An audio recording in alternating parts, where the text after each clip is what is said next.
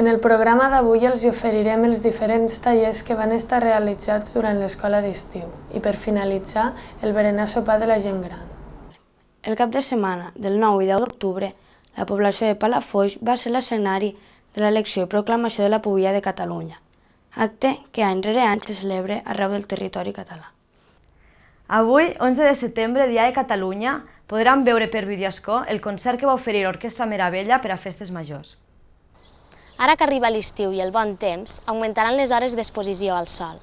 Per això, és interessant de conèixer les conseqüències tant beneficioses com nocives que provoca la nostra pell.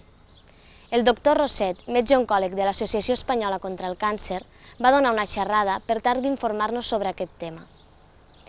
Aquesta va ser organitzada per la delegació local d'Ascó. Seguint dintre de la programació de la Festa Major, avui hem preparat un recull de la vespre. Esperem que us agradi força a tots.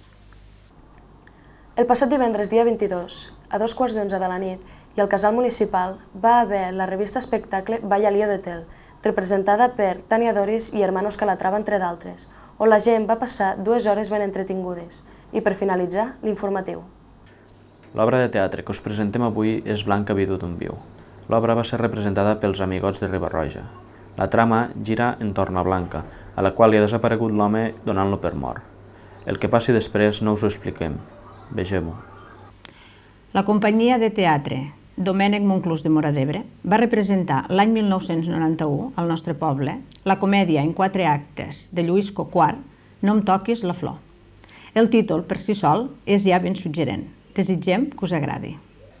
Avui els oferim una xerrada sobre el càncer i l'alimentació que va tenir lloc al Saló d'Actes de l'Ajuntament, a càrrec del doctor Roset, oncòleg de l'Hospital de la Creu Roja de Tarragona.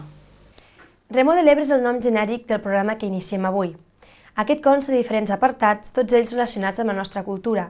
Començarem amb fets històrics, on l'antropòleg Jordi Ferrús ens parlarà de l'època morisca. Tot seguit, Francesc Massip, dibuixant de la història del nostre poble, ens farà esment de la importància de la Lleuda d'Ascó. Dins de la programació que hem preparat per avui diumenge, dia 25, podran veure l'espectacle, amb el qual iniciem tot un seguit de programes dedicats als actes que s'han realitzat a la població amb motiu de les festes majors.